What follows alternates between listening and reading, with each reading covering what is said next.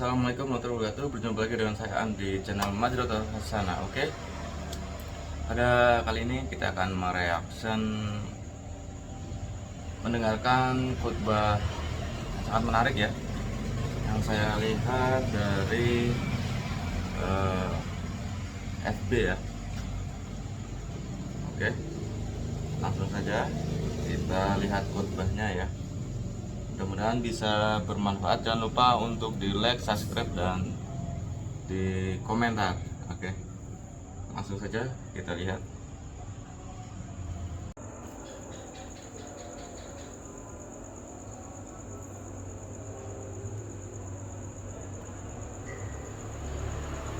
Dan kalian tidak akan dinyatakan beriman sampai kalian tumbuh rasa saling mencintai dan mengasihi di antara kalian.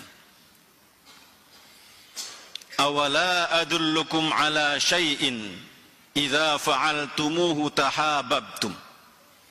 Kemudian Rasul melanjutkan, maukah, kata Rasulullah, saya tunjukkan satu perbuatan yang ringan yang apabila kalian mau mengerjakannya, tahabbtum, niscaya akan tumbuh rasa saling mencintai dan mengasihi di antara kalian.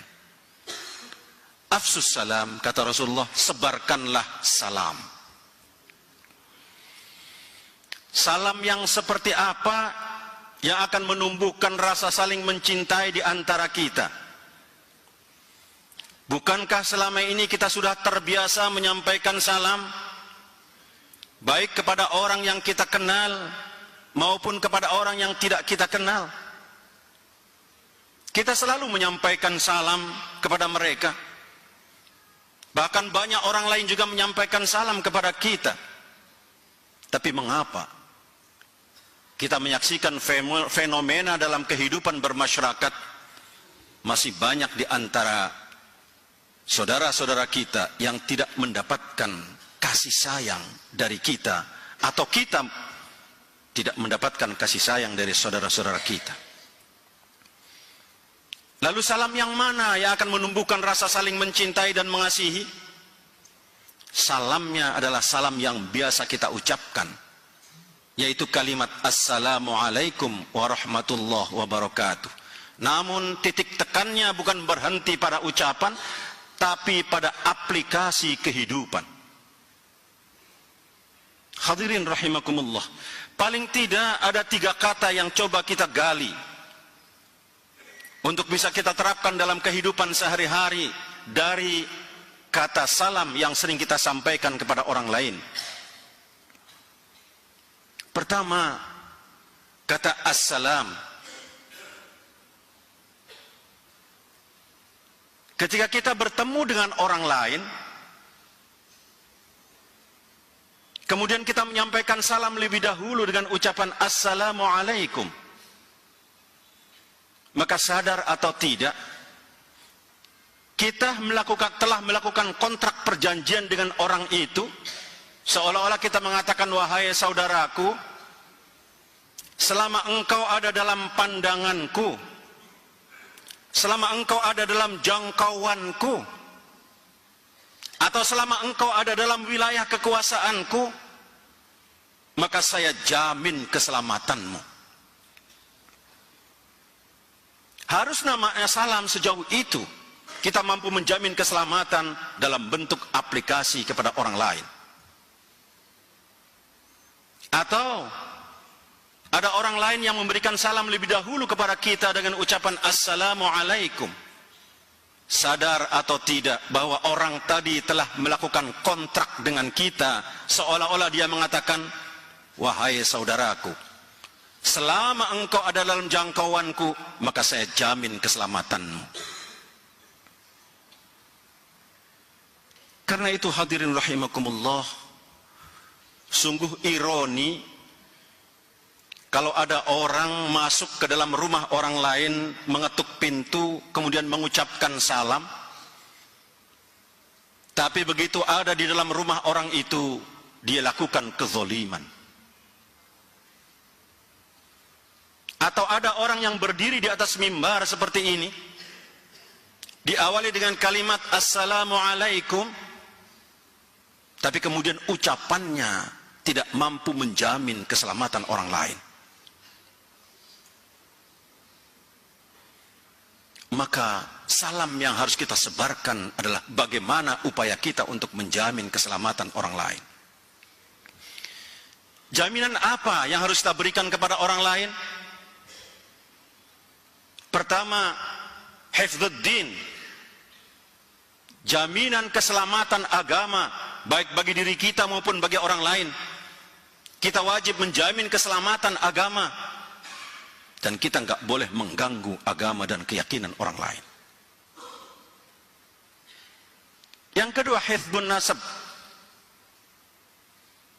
menjaga keturunan. Itulah sebabnya kita dilarang untuk berzina, karena keturunan adalah merupakan kehormatan. Yang ketiga, hifdzul mal, menjaga harta benda kita. Itulah sebabnya kita dilarang mencuri. Yang keempat, hifdzul aql, menjaga akal kita. Itulah sebabnya kita dilarang untuk merusak akal kita, apakah melalui bacaan-bacaan yang akan merusak pikiran kita, atau bahkan melalui minuman-minuman yang memang akan merusak pikiran kita. Kita diajarkan untuk itu semua, untuk menjamin keselamatan ini. Sehingga ketika satu di antara kita saling menjamin keselamatan, akan tercipta kedamaian di antara kita. Lalu kalau ada orang lain yang sudah memberikan jaminan keselamatan bagi diri kita, atau kita telah memberikan jaminan keselamatan pada orang lain, apa kewajiban kita terhadap orang yang telah memberikan jaminan keselamatan pada diri kita?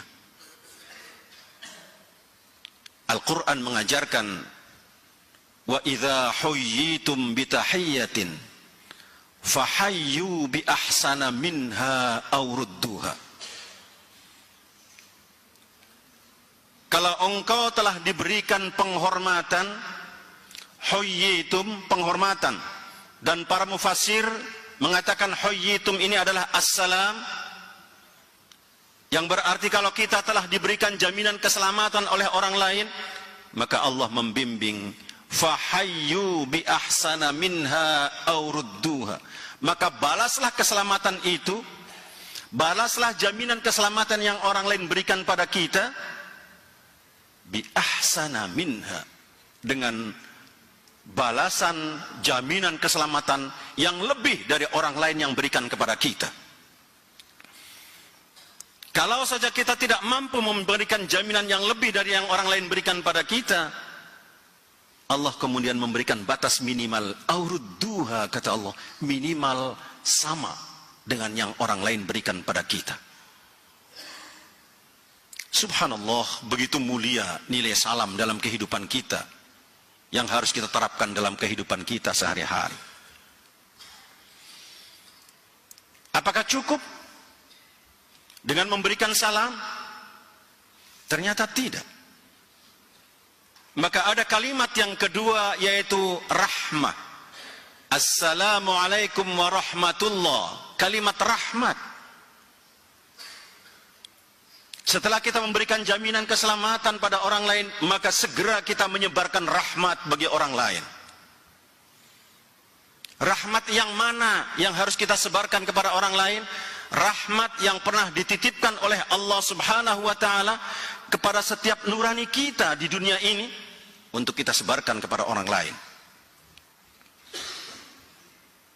Ketika Allah menciptakan langit dan bumi, berbarengan dengan itu Allah menciptakan 100 macam rahmat.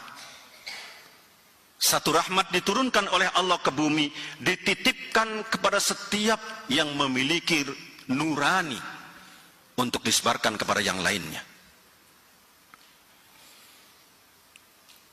Kalau kita pernah menyaksikan seekor ayam betina yang pengecut, lari kalau ada orang lewat, tapi satu ketika saat di bawah sayapnya dia sedang melindungi anak-anaknya, maka ketika dia ada orang lewat di depannya, orang itu akan diserang oleh ayam tadi. Kenapa demikian? Karena ayam merasakan ada titipan 1/100 rahmat yang dititipkan oleh Allah kepadanya untuk disebarkan kepada yang lainnya. Atau kita menyaksikan seekor harimau yang buas dan ganas,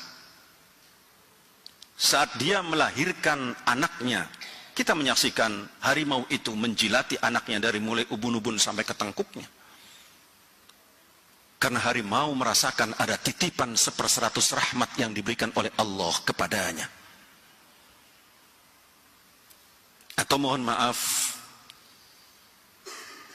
kita menyaksikan seorang kakek yang sudah tua di rumah sakit, menunggui cucunya yang sedang dirawat di rumah sakit, dan kakek itu berharap agar cucunya kembali menjadi sehat, maka dia korbankan apapun, bahkan rela tidak makan demi menyisihkan dana untuk kesehatan cucunya. Itu adalah gambaran titipan 1/100 rahmat yang dititipkan oleh Allah kepada seorang kakek tadi. Sayangnya hadirin rahimakumullah, manusia berbeda dengan binatang. Banyak manusia yang gagal mempertahankan titipan 1/100 rahmat ini, sehingga kita menyaksikan dalam kehidupan kita bermasyarakat, suami yang menyakiti istrinya, istri mengkhianati suaminya, majikan menyakiti pembantunya, pembantu mengkhianati majikannya, atau bahkan banyak orang tua yang membunuh anaknya yang masih kecil. Itu semua gambaran hilangnya titipan 1/100 rahmat yang dititipkan oleh Allah kepada setiap nurani kita. Kita patut bersyukur kepada Allah. Allah kemudian memberikan fasilitas kepada kita untuk mengembalikan fitrah rahmat tadi melalui ibadah-ibadah yang diberikan oleh Allah Subhanahu wa ta'ala. Karena itu ibadah seperti ini adalah merupakan kebutuhan kita, agar rahmat Allah, nurani yang pernah Allah titipkan pada kita, bisa tetap kita pupuk, kita pelihara, untuk bisa kita sebarkan kepada yang lain. Kalau dua hal ini bisa kita laksanakan, pertama, kita mampu menjamin keselamatan bagi orang lain. Yang kedua, kita mampu menyebarkan rahmat bagi lingkungan kita. Maka ada kata yang ketiga, yaitu barokah. Allah memberikan jaminan kata barokah ini akan diturunkan oleh Allah Subhanahu wa ta'ala, dengan syarat kita mampu menjamin keselamatan orang lain, dan kemudian kita mampu menyebarkan rahmat kepada orang lain. Digambarkan oleh Allah Subhanahu wa ta'ala dalam surat Al-A'raf, A'udzu billahi minasy syaithanir rajim. Walau anna ahlal qura amanu wattaqau lafatahna 'alaihim barakatin minas sama'i wal ard. Walakin kadzdzabu fa'akhadnahum bima kanu yaksibun. Kalau saja, kata Allah, penduduk negeri itu, masyarakat itu beriman dan bertakwa kepada Allah Subhanahu wa ta'ala, saling memberikan jaminan keselamatan satu dengan yang lainnya, saling menebarkan rahmat satu dengan yang lainnya, saling mengasihi di antara sesamanya, tidak saling menghujat, tidak saling memojokkan, tidak saling menyalahkan, tidak saling memaki, tapi yang ada saling memuji dan saling mengasihi, maka Allah memberikan janji, lafatahna 'alaihim barakatim minas sama'i wal ard. Akan saya bukakan, kata Allah, pintu keberkahan yang datangnya dari langit dan dari bumi. Dari langit berupa air hujan, berupa rahmat, dia akan menyirami lingkungan ini tanpa berlebihan. Dari bumi yang tumbuh adalah pohon-pohon dan buah-buahan yang akan memberikan jaminan kesejahteraan bagi lingkungan kita. Walakin kazzabu, tapi sungguh sangat disayangkan, kata Allah, mereka lebih suka mengambil jalannya sendiri, mendustakan ajaran-ajaran ini sesuai dengan keinginan dan hawa nafsunya masing-masing. Karena itu hadirin rahimakumullah, untuk membangun lingkungan yang aman adalah merupakan tanggung jawab kita sebagai orang yang beragama. Tanggung jawab kita dalam menyebarkan salam untuk orang lain, salam dari diri kita untuk disebarkan kepada orang lain. Karena itu, melalui mimbar yang mulia ini, khatib mengajak kepada hadirin sekalian, mari kita sebarkan salam. Diawali dari lingkungan kita, keluarga kita, RT kita, RW masyarakat, bangsa secara keseluruhan untuk jangka waktu yang tidak terbatas. Semoga Allah Ya, banyak manfaat ya, banyak pelajaran yang kita ambil dari khutbah beliau. Terus ya saya reaction saja, saya ambil kesimpulan bahwa titipan rahmat berkah dalam khutbah ini bisa menjadikan kita contoh dan memberikan gambaran secara nyata di kehidupan kita sehari-hari, bahwa alam itu memberikan banyak contoh ya pada kita manusia yang harus diberikan rasa syukur atas titipan rahmatnya ya dari Allah ya. Terus perilaku kita yang seharusnya kita teladani di khutbah ini. Ya, demikian dari saya, semoga bermanfaat. Apabila ada salah-salah kata, saya mohon maaf yang sebesar-besarnya. Tetapi wal hidayah. Wassalamualaikum warahmatullahi wabarakatuh. Sampai jumpa di konten berikutnya. Sampai jumpa.